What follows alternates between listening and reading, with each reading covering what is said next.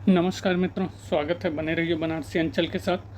तो ये मुगल काल का बाबर से लेके औरंगजेब तक राजनीतिक, आर्थिक, सामाजिक और सांस्कृतिक इतिहास का दूसरा पार्ट है। तो लीजिए शुरुआत करते हैं। नीचे दो वक्तव्य दिए गए हैं, जिनमें से एक कथन और दूसरा कारण है। वक्तव्यों को पढ़िए और कूट का प्रयोग कर सही उत्तर का चुनाव करना है। तो पहला कथन, मनुची कहता है, सूरत में पोतारोहण के लिए पहुंचने पर आप प्रचुर मात्रा में धन पाते हैं, क्योंकि भारत के अमीरों का प्रमुख व्यापार फिरंगी देशों फ्रांस, इंग्लैंड और यहाँ तक कि इटली के लिए सट्टेबाजी पर अपना धन लगाना था। तो ये कथन सही लग रहा है मित्रों। तो ये कथन आपका गलत है। दूसरा कारण, यद्यपि अमीरों द्वारा व्यापार देश में कुल व्यापार का एक अंश मात्र था, इसका अर्थ कृषि से निकाले गए संसाधनों के एक हिस्से के घरेलू और विदेशी व्यापार में विपथित करना था। तो ये आपका बिल्कुल सही है कथन। तो कह सकते हैं ए गलत है और आर आपका सही है। नेक्स्ट, आलीवाल खान निम्नलिखित भवनों में से किसका वास्तुकार था? देख लेते हैं। हसन खां सूर का मकबरा, शेरशाह का मकबरा, आदम खां का मकबरा, हुमायूं का मकबरा। तो अलीवाल खान आपके जिन भवनों का वास्तुकार था वो है सही उत्तर आपका क्या होगा, देख लीजिए। तो पहला और दूसरा। तो कह सकते हैं हसन खां सूर का मकबरा और शेरशाह का मकबरा का वास्तुकार अलीवाल खां था। 123, अकबर के दरबार में निम्नलिखित चित्रकारों में से कौन कहार का पुत्र था? दसवंत, मीर सैयद अली, सरवन, बसावन। तो अकबर के दरबार में चित्रकारों में जो कहार का पुत्र था वो है आपका दसवंत। 124, बादशाह शाहजहां और गुरु हरगोविंद के बीच संघर्ष आखेट के मुद्दे पर था, जिसके कारण एक के बाद एक सैन्य संघर्ष हुए। सिख सेना का नेतृत्व किस पठान ने किया? फिदाई खां, मरहमत खां, पाइंदा खां, शाइस्ता खां। तो बादशाह शाहजहां और गुरु हरगोविंद के बीच संघर्ष आखेट के मुद्दे पर था, जिसके कारण एक के बाद एक सैन्य संघर्ष हुए। सिख सेना का नेतृत्व जिस पठान ने किया वो है पाइंदा खां। 121, किसने आय कुल के साथ अपने संबंध को परिभाषित करने के संदर्भ में निम्नलिखित वाक्य कहा? मेरे और अजीज के बीच दूध की नदी है जिसे मैं पार नहीं कर सकता। बाबर, हुमायूं, अकबर, जहांगीर। तो यह कथन जिसने कहा वो है आपका सी, अकबर।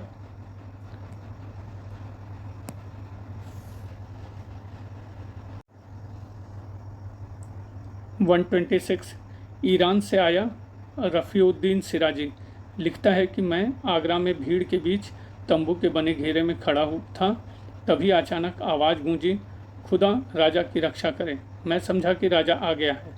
मैंने देखा कि 20 वर्ष का एक युवा अपने प्रिय लोगों की ओर झुका था। मैंने अनुमान लगाया कि वह राजा होगा, परंतु लोगों ने कोई शिष्टाचार या अभिवादन नहीं किया। मैं बड़ा आश्चर्यचकित था और मैंने पूछा कि क्या राजा के प्रति आदर प्रकट करने की कोई परंपरा नहीं है? उन्होंने उत्तर दिया कि दरबारियों के लिए शिष्टाचार बहुत ज़्यादा है, परंतु राजा स्वयं सबसे ज़्यादा अनौपचारिक है। वह साथियों और अजनबियों के बीच कोई भेद नहीं करता है। निम्नलिखित में से किस शासक के बारे में सिराजी ने यह लिखा? अकबर, जहांगीर, जहांदर शाह, मोहम्मद शाह रंगीला। तो जिस शासक के बारे में सिराजी ने यह लिखा वह शासक है आपका अकबर। 127, वतन जागीर की अवधारणा अकबर के शासनकाल के अंत में विकसित हुई। वतन जागीर के संबंध में निम्नलिखित कथनों में से कौन से आपके सही हैं? तो अंदाज़ा लगाइए मित्रों, कौन सा इसमें से आपका सही होगा। यह अस्थायी और वंशानुगत भू अनुदान था। बिल्कुल सही। दूसरा, भू अनुदान प्राप्तकर्ता को दंडित करने के लिए यह जब्त किया जा सकता है। तो ये भी सही है। तीसरा, एक अमीर को पुरस्कृत करने के लिए नवीन वतन जागीर का सृजन किया जा सकता था। तो ये भी सही है। चौथा आपका है, वतन जागीर के राजस्व का हिस्सा इनाम में दिया जा सकता है। तो ये भी कथन आपका सही है। तो वतन जागीर के संबंध में ये चारों ही कथन आपके सही हैं।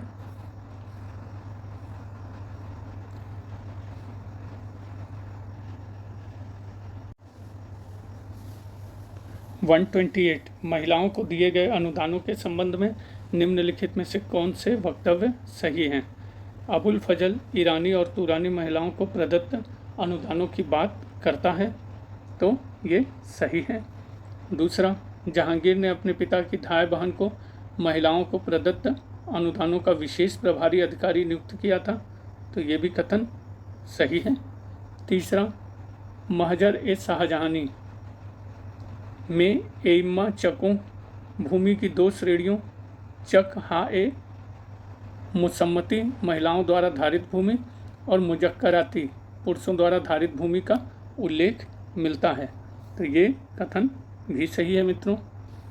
चौथा, मदद ए मास के बारे में 1690 के फरमान द्वारा औरंगजेब ने पुत्री को यदि वह विवाहित हो या उसके पास अन्य प्रावधान हो तो उसे उसके हिस्से से वंचित किया और यह निर्धारित किया कि एक विधवा अपने जीवन काल में अपने पति को प्राप्त अनुदान रख सकती है, तो ये भी कथन मित्रों सही है। तो ये चारों ही कथन आपके सही थे। नेक्स्ट 129, शाहजहां ने जब किरोड़ी आमिल राजस्व संग्रह करता और अमीन कर निर्धारक के पद को विभाजित कर दिया तो करोड़ी के पारिश्रमिक का हिस्सा कितने प्रतिशत निर्धारित किया था? तो यह 5% से कम कर 2.5% कर दिया गया, यह 2% से कम कर 1% कर दिया गया, यह 7.5% से कम कर 5% कर दिया गया, या फिर यह 8% से कम कर 5% कर दिया गया। तो यह आपका किया गया, यह 8% से कम कर 5% कर दिया गया।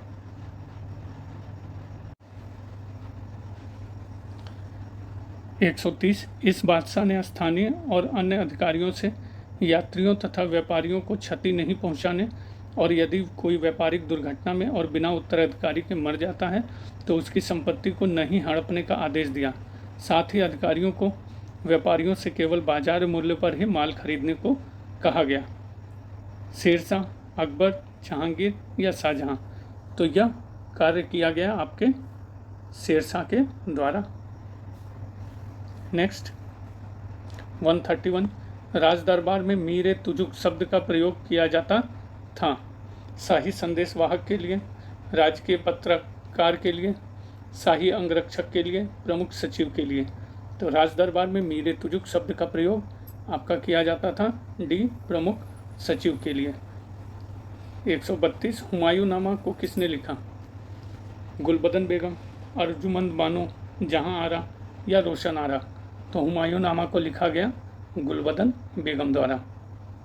133, सतनामियों का विद्रोह किसके शासनकाल में हुआ था? अकबर, शाहजहां, औरंगजेब, जहांगीर? तो सतनामियों का विद्रोह जिसके शासनकाल में हुआ था वह है आपका सी औरंगजेब। 134, आगरा के किले की मोती मस्जिद का निर्माण निम्नलिखित में से किसने कराया था? अकबर, जहांगीर, शाहजहां या फिर औरंगजेब? तो आगरा के किले की मोती मस्जिद का निर्माण आपके करवाया गया था शाहजहां के द्वारा। 135, प्रसिद्ध चित्रकार मंसूर किस शासक का दरबारी था? अकबर, हुमायूं, जहांगीर या उपयुक्त में से कोई नहीं? तो प्रसिद्ध चित्रकार मंसूर जिस शासक का दरबारी था वह है आपका जहांगीर। 136, मनसबदारी व्यवस्था में मनसब का निम्नलिखित में क्या तात्पर्य है? कर, कृषि भूमि, पुरोहित, एक पद? तो मनसबदारी व्यवस्था में मनसब का तात्पर्य है आपका एक पद। 137, बाबर की मृत्यु किस स्थान पर हुई थी? काबुल, दिल्ली, आगरा, लाहौर? तो बाबर की मृत्यु जिस स्थान पर हुई थी वह स्थान है आगरा। 138, निम्नलिखित मुगल शासकों में कौन वीणा बजाने का शौकीन था? अकबर, औरंगजेब, जहांगीर या फिर शाहजहां। तो जो मुगल शासक वीणा बजाने का शौकीन था वह है आपका बी, औरंगजेब।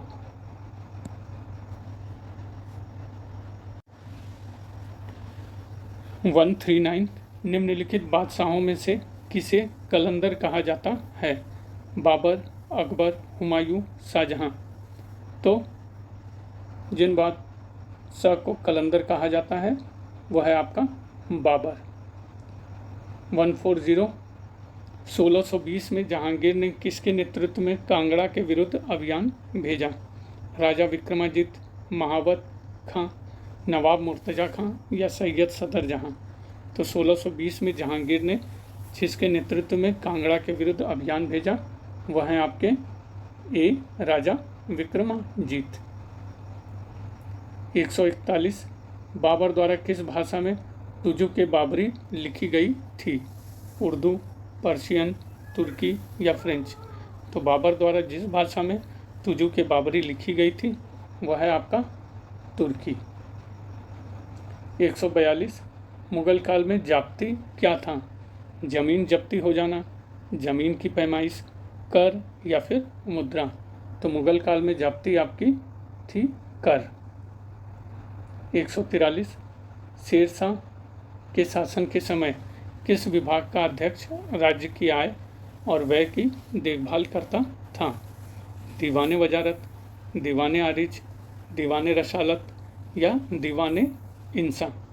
तो शेरशाह के शासन के समय जिस विभाग का अध्यक्ष राज्य की आय और व्यय की देखभाल करता था वो है आपका 143। अनुमान लगाइए मित्रों।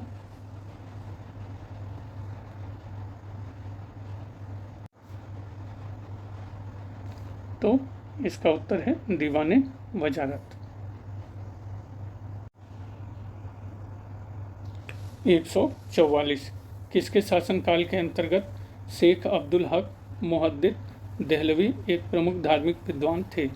हुमायूं, बाबर, जहांगीर या औरंगजेब। तो जिसके शासनकाल के अंतर्गत शेख अब्दुल हक मुहद्दिद देहलवी एक प्रमुख धार्मिक विद्वान थे वह हैं आपके जहांगीर। 145 अकबर के समय मालवा विजय के लिए कौन उत्तरदायी था? पीर मोहम्मद, अब्दुल्ला खां उज़्बेक, अदम खां या बैरम खां। तो अकबर के समय मालवा विजय के लिए जो उत्तरदायी था वो है आपका अब्दुल्ला खां उज़्बेक।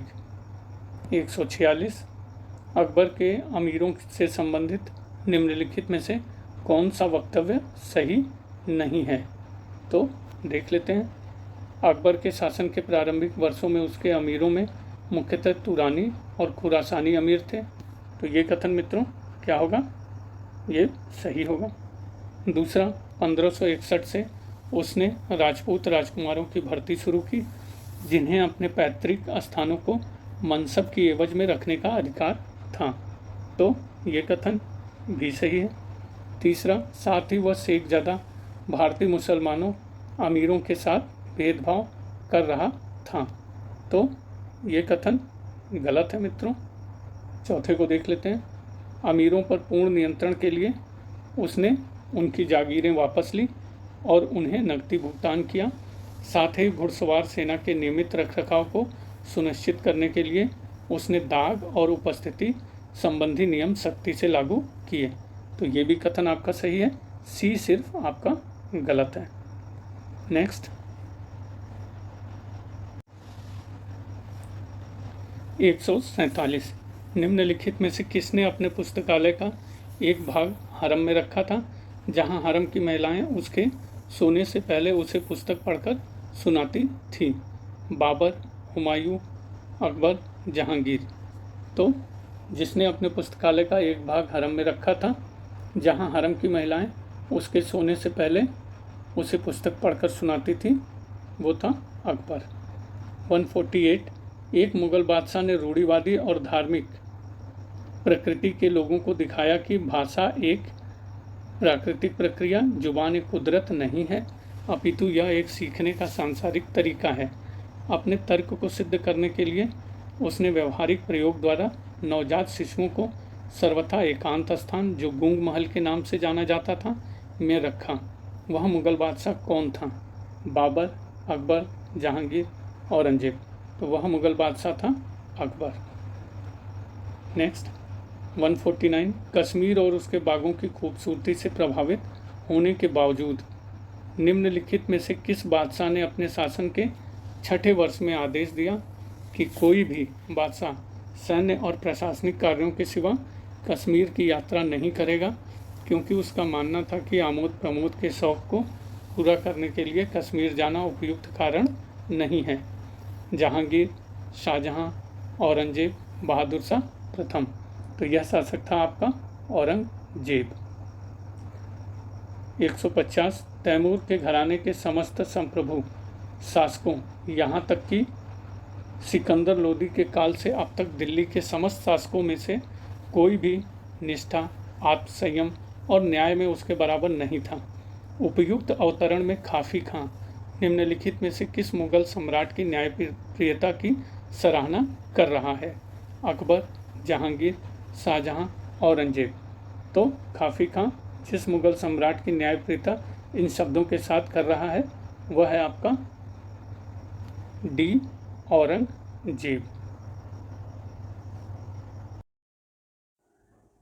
151, भारत और उज्बेकिस्तान के से दो शासक मक्का और मदीना के पवित्र क्षेत्रों की ओर जाने वाले रास्तों को विजिट करने हेतु सहमत हुए। निम्नलिखित में से उन शासकों को चिन्हित करें। हुमायूं और अब्दुल्ला खां उज्बेक, अकबर और अब्दुल्ला खां उज्बेक, जहांगीर और अब्दुल्ला खां उज्बेक, शाहजहां और इमाम कुली।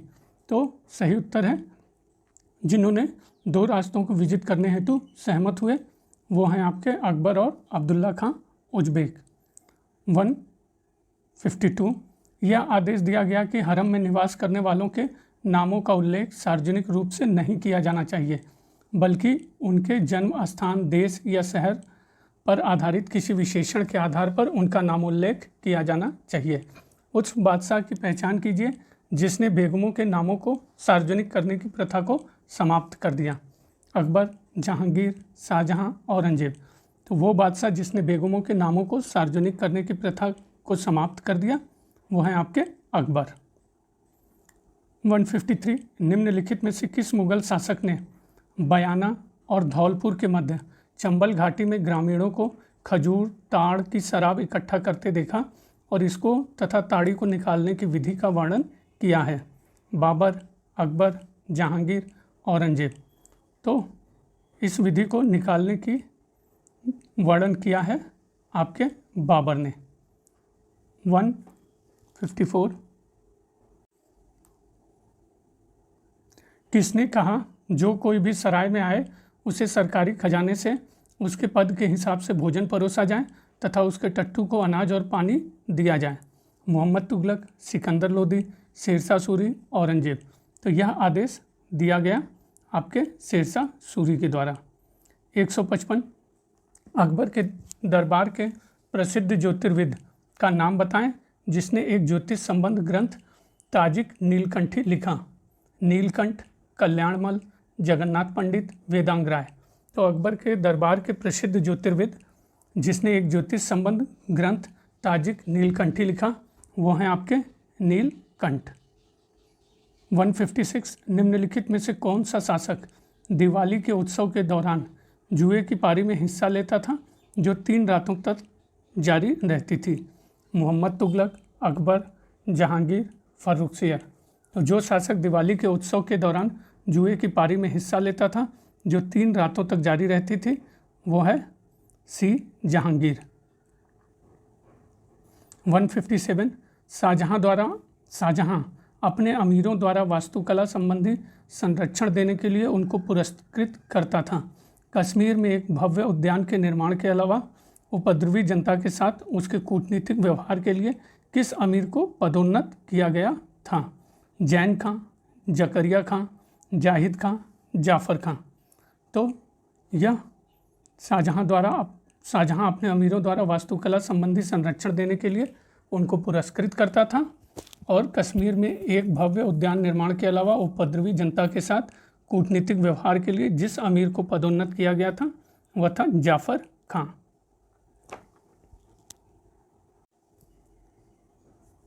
158 निम्नलिखित में से किस यूरोपीय यात्री ने यह टिप्पणी की कि नूरजहां ने अपनी छवि और प्रतिष्ठा बढ़ाने के लिए पूरे राज्य में जगह जगह विहार, उद्यान, महल और सराएं बनवाई? F Pelsaert, sir Thomas Roe, Careri, Manucci. तो जिस यूरोपीय यात्री ने यह टिप्पणी की कि नूरजहां ने अपनी छवि और प्रतिष्ठा बढ़ाने के लिए पूरे राज्य में जगह जगह विहार, उद्यान, महल और सराएं बनवाई, वह थे एफ पेलसट। 159 दो कथन दिए गए हैं मित्रों। अब इन दो कथनों को आपको देखना है, कथन और तर्क। तो देख लीजिए। अभिकथन, नूरजहां से शादी की वजह से जहांगीर प्रशासन की तरफ से उदासीन हो गया। तो ये कथन क्या है मित्रों? सही है? नहीं। क्या है? गलत है। तर्क, 1611 से 22 के दौरान नूरजहां ने अपना एक अलग दल जुंटा बना लिया था और वह काफ़ी ताकतवर हो गई थी। तो यह कथन सही है। तो ये सही है। ए सही है और ए गलत है और आर आपका सही है। 1679 में औरंगजेब द्वारा जजिया पुनः लागू किया गया। औरंगजेब द्वारा दोबारा जजिया लागू करने के बारे में सतीश चंद्र का क्या तर्क है? तो जो सतीश चंद्र द्वारा तर्क दिया गया उन तर्कों को देख लेते हैं।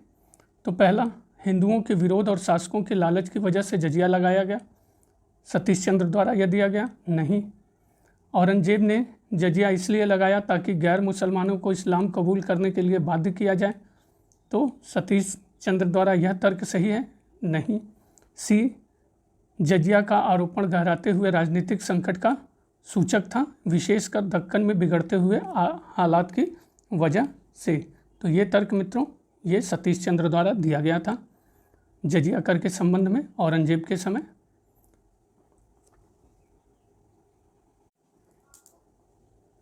161 नादिर शाह के आक्रमण के विरुद्ध मुगल बादशाह की सहायता करने के पीछे मराठों की रुचि के विषय में निम्नलिखित कारणों में कौन सही है?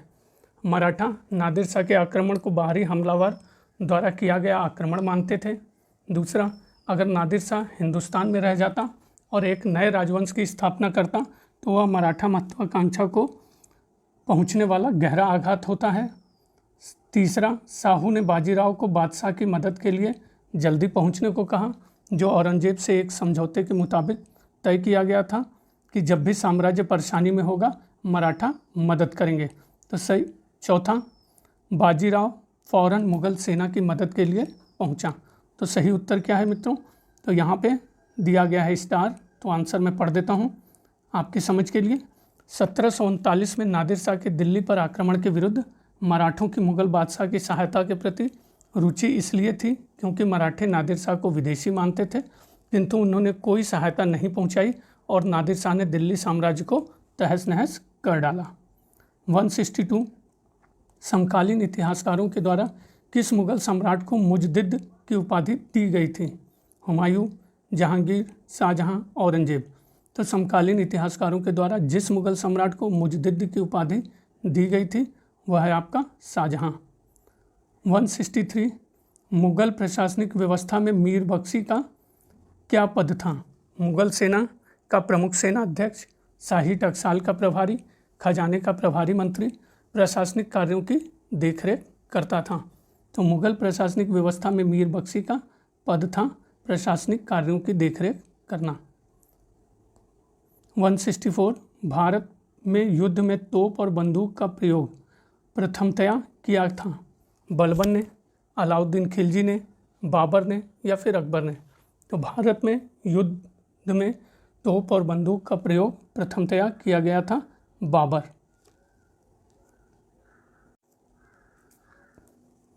165 निम्नलिखित उत्तर पूर्वी भारत के किन राज्यों पर मुगलों द्वारा आक्रमण किया गया? दिमसा, मैती, अहोम और कूच। तो जिन उत्तर पूर्वी भारत के राज्यों पर मुगल द्वारा आक्रमण किया गया वह थे आपके 3 और 4, अहोम और कूच। 166 निम्नलिखित को सही कालक्रम के अनुसार व्यवस्थित कीजिए। तो 4 दिए हुए हैं मित्रों, देख लीजिए। अकबर द्वारा उड़ीसा की विजय, दाग प्रथा की शुरुआत, 12 सूबों का सृजन, द्वैध पदों की शुरुआत। जात एवं सवार। तो सबसे पहले क्या होगा आप अंदाज़ा लगाइए। सबसे पहले है दाग प्रथा की शुरुआत, दूसरा है 12 सूबों का सृजन, ये पहला, ये दूसरा, तीसरे नंबर पे अकबर द्वारा उड़ीसा की विजय, और चौथे नंबर पे द्वैत पदों की शुरुआत। तो ये सही क्रम है मित्रों, सी 2 3 1 4 देख लीजिए। 167 निम्नलिखित में से किस अधिकारी का मुगल साम्राज्य के नगरीय प्रशासन से संबंध नहीं था? नाजिम, काजी, मीर अदल, कोतवाल। तो जिस अधिकारी का मुगल साम्राज्य के नगरीय प्रशासन से संबंध नहीं था वो है आपका नाजिम, जबकि काजी, मीर अदल, कोतवाल का नगरीय प्रशासन से संबंध था। 168 कथनों पर विचार करना है। पहला कथन, शाहजहां ने झरोखा दर्शन एवं तुलादान की प्रथाएं समाप्त कर दी। तो ये कथन मित्रों ये सही है या गलत? तो ये गलत है। दूसरा कथन, शाहजहां ने शांतिदास जो कि अहमदाबाद का प्रमुख जौहरी एवं साहूकार था, जो जैन मुनियों के विश्राम स्थल का निर्माण करने हेतु भूमि अनुदान देने से इनकार कर दिया। तो ये कथन मित्रों भी गलत है। तीसरा, शाहजहां ने कश्मीर में हिंदुओं और मुसलमानों के मध्य वैवाहिक संबंधों पर रोक लगा दी। तो ये कथन मित्रों सही है। चौथा, शाहजहां ने धर्मवेत्ताओं को सिजदा न करने की छूट दे दी। तो ये कथन मित्रों ये भी सही है। तो 1 और 2 गलत हैं, 3 और 4 आपके बिल्कुल सही हैं। 169 कौन सा युग्म सही सुमेलित नहीं है? तो देख लीजिए जो युग्म आपका सही सुमेलित नहीं है, अहदी, भद्र सैनिक, अशरफ, कुलीन वंश का व्यक्ति, जामा ए कामिल, सामान्य दर पर लगान निर्धारण, सिवनाह निगर, समाचार भेजने वाला। तो जो कथन आपका सही नहीं है वो है अहदी, भद्र सैनिक, जबकि अशरफ, जामा ए कामिल, सिवनाह नगर ये आपके सही कथन हैं। 170 कौन सा युग्म सही सुमेलित है? तो 4 दिए हुए हैं, पानीपत का द्वितीय युद्ध, हल्दी घाटी का युद्ध, धर्मत का युद्ध, सामूगढ़ का युद्ध। तो देख लीजिए कौन सा युग्म सही सुमेलित है। सही उत्तर सी, धर्मत का युद्ध, औरंगजेब बनाम दारा। तो सही सुमेल भी दिया हुआ है, पढ़ लेते हैं मित्रों। पानीपत का द्वितीय युद्ध, अकबर बनाम हेमू, हल्दी घाटी का युद्ध, अकबर महाराणा प्रताप, धर्मत का युद्ध, औरंगजेब, दारा 15 अप्रैल 1658, सामूगढ़ का युद्ध, औरंगजेब बनाम दारा 29 मई 1658। 171 सूची 1 को सूची 2 से सुमेल करना है। तो अंदाज़ा लगाइए मित्रों आप भी। खासाए शरीफा, खासाए शरीफा किससे सुमेल होगा? ये सुमेल होगा बादशाह का अपना प्रतिष्ठान। सहबंदी ये सुमेल होगा विशेष अवसर के लिए नियुक्त सैनिक। तीसरा, तलब मनसबदार की वेतन की मांग। जकात, मार्ग, शुल्क।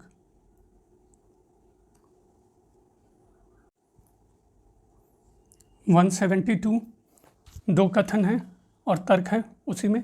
तो पहला कथन पढ़ते हैं, प्रत्येक जागीरदार प्राथमिक रूप से मनसबदार था परंतु प्रत्येक मनसबदार जागीरदार नहीं था। तो ये सही कथन है, बिल्कुल सही है।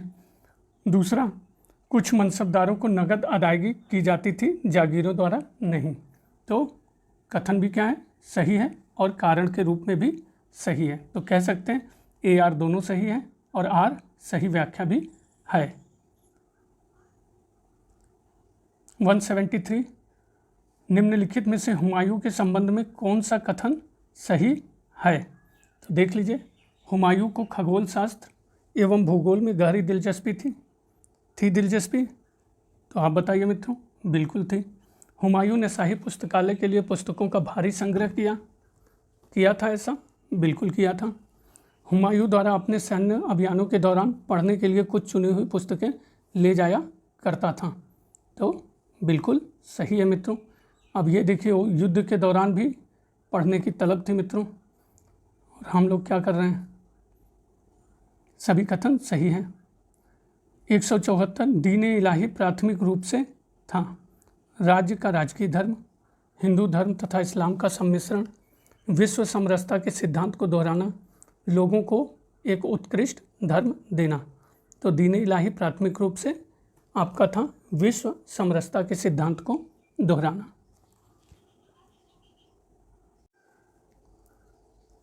एक 175 राठौर विद्रोह से संबंधित निम्नलिखित कथनों पर विचार कीजिए और कौन सा सही है उसको बताइए। तो पहला, जसवंत सिंह के पुत्र पृथ्वी सिंह के निधन के फलस्वरूप राठौर विद्रोह हुआ, तो ये कथन गलत है। सेकंड, औरंगजेब ने इंदर सिंह को मारवाड़ का शासक बना दिया, तो बिल्कुल सही है। तीसरा, राठौर विद्रोह औरंगजेब की जोधपुर को मुगल साम्राज्य का हिस्सा बनाने की योजना के फलस्वरूप हुआ, नहीं। चौथा, रानी हांडी को विद्रोह में राठौरों एवं मेवाड़ के राणा जयसिंह ने समर्थन दिया था, तो बिल्कुल सही है। 2 और 4 सही हैं आपके। 176 कौन सा कथन सही नहीं है, तो नहीं पे फिर से विशेष ध्यान रहेगा आपका। पहला, औरंगजेब ने सभी प्रांतों में मोहतसिब नियुक्त किए, तो ये कथन मित्रों क्या है, सही है या गलत? तो ये कथन बिल्कुल सही है। औरंगजेब ने नौरोज के उत्सव को मनाना जारी रखा, अनुमान लगाइए। सी, भारतीय शास्त्रीय संगीत पर फारसी में सबसे अधिक ग्रंथों की रचना औरंगजेब के शासनकाल में हुई। औरंगजेब स्वयं सितार बजाने में निपुण था, तो आपका सी भी सही है, डी भी सही है, गलत बी है।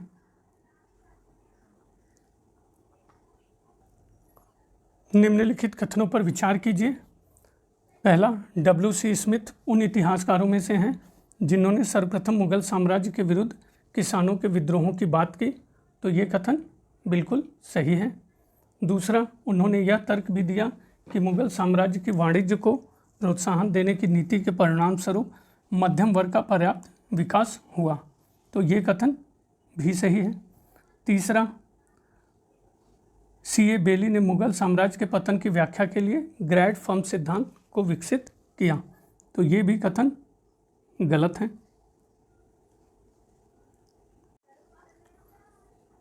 चौथा, J.F. रिचर्ड्स ने तर्क दिया कि किसानों के प्रतिरोध स्वरूप एक गंभीर कृषि संकट पैदा हुआ, तो ये कथन भी क्या है मित्रों, सही है गलत? तो गलत है। 3 और 4 गलत हैं, 1 और 2 सही। 178 देख लीजिए, कौन सा कथन सही नहीं है, तो अनुमान लगाइए। शेरशाह ने लाहौर से मुल्तान तक एक नई सड़क का निर्माण करवाया, ये सही है, बिल्कुल सही है। उसने मिर्ज़ा हैदर दोगलत को कश्मीर निष्कासित कर दिया, तो सही है, नहीं, गलत है। तीसरा, मारवाड़ विजय के उपरांत उसने गुजरात पर आक्रमण किया, सही है, नहीं, गलत है। चौथा, उसने दाग और चेहरा प्रथा को आरंभ किया, तो ये कथन सही है। तो आपका 2 और 3 गलत हैं और बाकी सही है। 179 अकबर के बारे में निम्न कथनों पर विचार कीजिए और बताइए कि कौन सा सही है। तो पहले देख लेते हैं जो अकबर के बारे में पहला कथन है।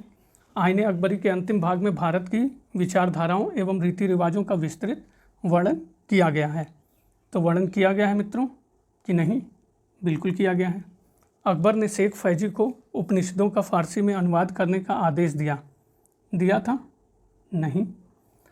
अकबर ने विवाह के पक्ष में अपनी वरीयता को पहली बार 1578 में शेख इब्राहिम सरहिंदी से वार्तालाप में अभिव्यक्त किया, तो सही है मित्रों? बताइए, गलत है। चौथा, अकबर ने 1562-63 में आदेश जारी किया कि विद्रोहियों एवं उद्यत गांवों के विरुद्ध सैन्य अभियान में स्त्रियों एवं बच्चों को दास न बनाया जाए, तो ये कथन मित्रों सही है। तो आपका पहला और चौथा सही है, बाकी सारे गलत हैं। 180 मुगल केंद्रीकृत सत्ता की वास्तविकता एक बात है, वह अच्छी थी अथवा बुरी थी यह दूसरी बात। उपयुक्त कथन किसका है? J.F. रिचर्ड्स, इरफान हबीब, सतीश चंद्र, जदुनाथ सरकार। तो मुगल केंद्रीकृत सत्ता की वास्तविकता एक बात है, वह अच्छी थी अथवा बुरी यह दूसरी बात है, यह कथन है आपके JF रिचर्ड्स का। 181 कथन और तर्क का प्रश्न है मित्रों, तो देख लीजिए। पहला, 18वीं शताब्दी के पूर्वार्ध में मुगल साम्राज्य के तीव्र विघटन के लिए निर्बल राजनीतिज्ञ एवं अयोग्य सेनानायक उत्तरदायी थे। तर्क, इस काल में मुगल राजनीतिज्ञ और अमीर अपने स्वार्थों की पूर्ति में व्यस्त थे, उन्हें साम्राज्य की नीति में कोई रुचि नहीं थी। तो सही उत्तर अनुमान लगाइए क्या होगा? डी, ए गलत है, आर सही है। तो ए गलत है आपका, आर सही है। नेक्स्ट 182, कालक्रम के अनुसार रखकर उनको चिन्हित करना है। खानवा का युद्ध, पालखेड़ का युद्ध, चौसा का युद्ध, धर्मत का युद्ध। तो अनुमान लगाइए मित्रों। ए, तो सबसे पहले खानवा का युद्ध, खानवा का, फिर चौसा का, फिर आपका धर्मत, फिर लास्ट में पालखेड़ का। तो ये है खानवा, चौसा, धर्मत, पालखेड़।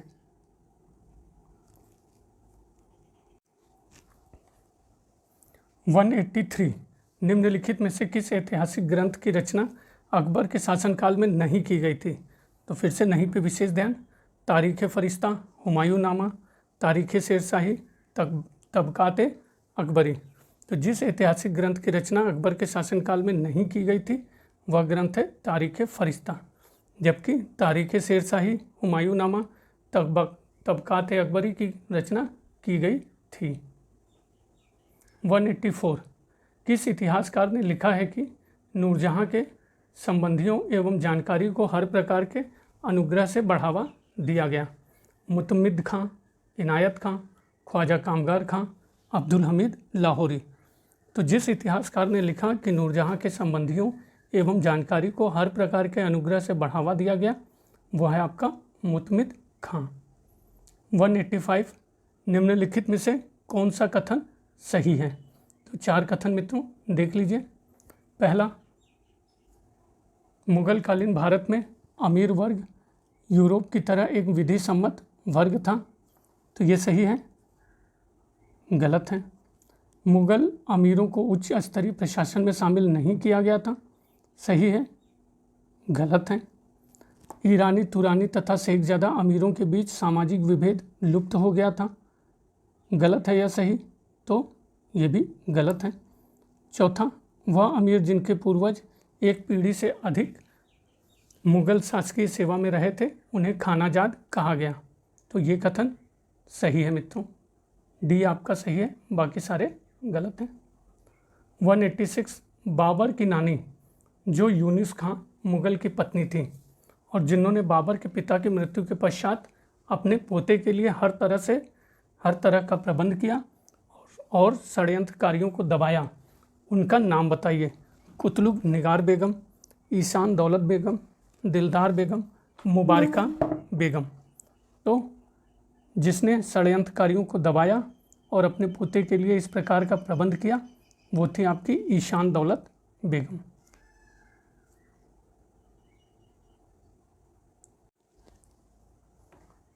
वन 187, नीचे 2 कथन दिए गए हैं जिनमें से एक अभिकथन ए और दूसरा तर्क आर है। तो पहला, इस्लाम शाह की मृत्यु के बाद शेरशाह द्वारा स्थापित शासन व्यवस्था अव्यवस्थित हो गई थी। सही है, बिल्कुल सही है। तर्क, अकबर ने शेरशाह द्वारा स्थापित भू राजस्व व्यवस्था को कुछ संशोधनों सहित अपनाया। तो ये कथन भी सही है और व्याख्या के रूप में भी सही है मित्रों। अनुमान लगाइए। नहीं, व्याख्या के रूप में सही नहीं है, लेकिन दोनों कथन सही हैं। 188, निम्नलिखित में से कौन सा कथन मुगल चित्रकारी के संबंध में सही नहीं है? तो मुगल चित्रकारी के संबंध में जो सही नहीं है उसको देख लेते हैं। पहला, अकबर ने बड़ी चित्रशाला स्थापित करके एक नए और जीवंत स्कूल का निर्माण किया जिसने 1560 के दशक में हजमनामा का चित्र निरूपण किया। तो ऐसा किया गया अकबर के द्वारा? बिल्कुल किया गया। बी, अकबर के पूरे शासनकाल के दौरान कई पुस्तकों के चित्र निरूपण के लिए भारत के विभिन्न भागों से चित्रकारों की भर्ती की जाती थी। तो बिल्कुल की जाती थी, हाँ की जाती थी। सी, ऐसा प्रतीत होता है कि अकबर का शासनकाल आरंभ होते ही चित्रण में यथार्थवाद पर बल दिया जाने लगा। तो ये सही है। डी, पुनर्जागरणकालीन चित्रकला की विशेषताओं ने अकबर के शासनकाल में मुगल कला को बिल्कुल भी प्रभावित नहीं किया। तो ये कथन गलत है मित्रों, बाकी तीनों सही हैं। 189, निम्नलिखित में से किस यूरोपीय ने अकबर के काल में मुगल शहजादों और शहजादियों की शिक्षा की स्थिति के बारे में लिखा? Edward Terry, Thevenot, Coryat, father Monserrate. तो जिस यूरोपीय ने अकबर के काल में मुगल शहजादों और शहजादियों की शिक्षा की स्थिति के बारे में लिखा वो है फादर मांसरेट। वतन जागीर संस्था के संदर्भ में कौन सा सही नहीं है? वतन जागीर की अवधारणा की शुरुआत सुल्तान अलाउद्दीन खिलजी के काल 1296 से 1316 के दौरान हुई थी। तो ये कथन सही है मित्रों, ये कथन ही आपका क्या है? गलत है। बाकी तीनों कथन आपके वतन जागीर के संबंध में सही हैं। तो पढ़ लेते हैं। वतन जागीर की अवधारणा की शुरुआत अकबर के शासन के अंतिम वर्षों के दौरान हुई। वतन जागीर की अवधारणा की उत्पत्ति तथा संकल्पना के संदर्भ में जानकारी का प्राथमिक स्रोत बीकानेर के राजा राय सिंह के लिए अकबर का फरमान है। वतन जागीर का लगान वतन जागीर धारक के वेतन का हिस्सा था। तो वतन जागीर संस्था के बारे में ये BCD सही है। 191, निम्नलिखित में से किसने अपाहिज लोगों के संबंध में जानकारी एकत्रित की तथा उन्हें गुजारा भत्ता दिया? शेरशाह, अकबर, जहांगीर, शाहजहां। तो जिसने अपाहिज लोगों के संबंध में जानकारी एकत्रित की तथा उन्हें गुजारा भत्ता दिया वो हैं आपके कौन? शेरशाह। 192, वह कौन सी राजसी महिला थी?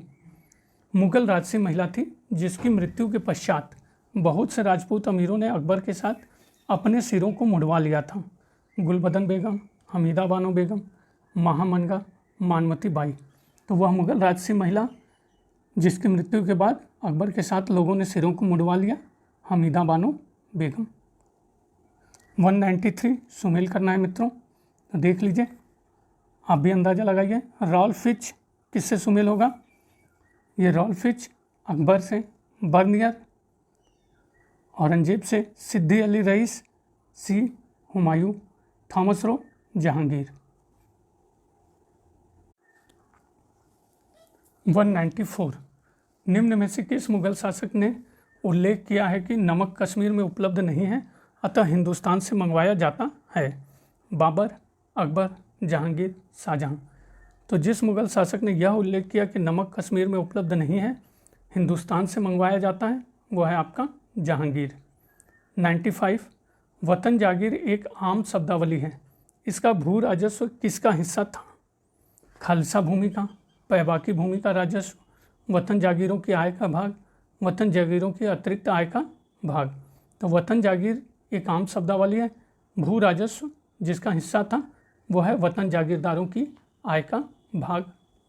196, कथन और कारण का मित्रों ये प्रश्न है, देख लीजिए। कथन, 1574 में अकबर ने अमीरों, नौकरशाहों और सैन्य अधिकारियों को मनसब आवंटित कर उन्हें एकल सेवा तंत्र में बदल दिया। यह मनसब किसी अधिकारी के पद, वेतन और सैन्य दलों के आकार को इंगित करता था।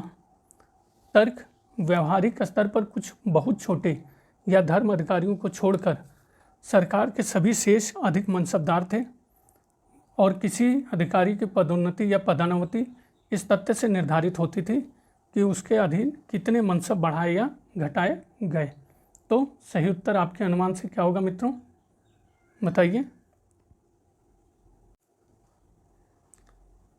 तो दोनों ही कथन सही हैं और कारण भी सही है।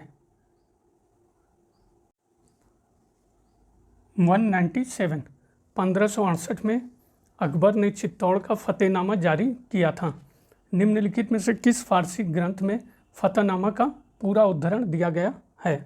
तबकात अकबरी, अकबरनामा, मुंतखब तवारीख, मुनसात नमकीन। तो जिस फारसी ग्रंथ में फतेहनामा का पूरा उद्धरण दिया गया है वो है मुनसात नमकीन। 198, ये शरारती लोग अपने खजाने से कभी पैसा खर्च नहीं करते।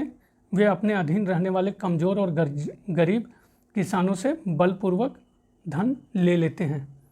यह कथन कौन मशहूर है? इस कथन के लिए अलाउद्दीन खिलजी, फरीद, बाद में शेरशाह, मोहम्मद तुगलक, फिरोज़ तुगलक।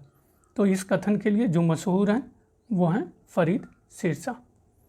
199 सुमेल करना है मित्रों। अमीर हाजिब, मीर अर्ज, मुशरिफ, बरीद। तो सही सुमेल क्या होगा? आप अपना अनुमान लगाइए मित्रों। सही सुमेल है सी दिया हुआ है, तो सही उत्तर पे आ जाते हैं। अमीर हाजिब मुख्य प्रबंधक, मीर अर्ज केंद्र में सेना का प्रमुख, मुशरिफ लेखाकार, बरीद गुप्तचर अधिकारी।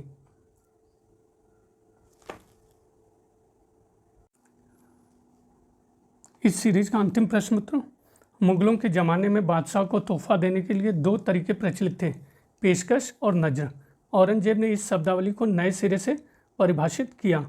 निम्नलिखित में से कौन सा कथन इस संदर्भ में सही नहीं है? तो देख लेते हैं। पहला, नगद के रूप में दी जाने वाली हर पेशकश को नज़र कहा जाए। सही है, बिल्कुल सही है। राजकुमारों द्वारा दिए जाने वाले तोहफों को नियाज कहा जाए, तो सही है, बिल्कुल सही है। तीसरा, अमीरों द्वारा दिए जाने वाले तोहफे को निशार कहा जाए। सही है, सही है। डी, कम महत्वपूर्ण अवसरों पर धन्यवाद देने और सम्मान व्यक्त करने के लिए दिए जाने वाले तोहफों को नज़र कहा जाए। तो ये कथन गलत है मित्रों। बाकी सारे ए बी सी आपके सही हैं, देख लीजिए। तो ये मित्रों दूसरा था, और इसके बाद 3-4 और सीरीज है जिसमें बाबर से लेके आपका औरंगजेब तक राजनीतिक, सामाजिक, आर्थिक और सांस्कृतिक इतिहास खत्म हो जाएगा। तो बने रहने के लिए बनारसी अंचल के साथ बहुत बहुत धन्यवाद मित्रों। प्लीज़ सब्सक्राइब करिए।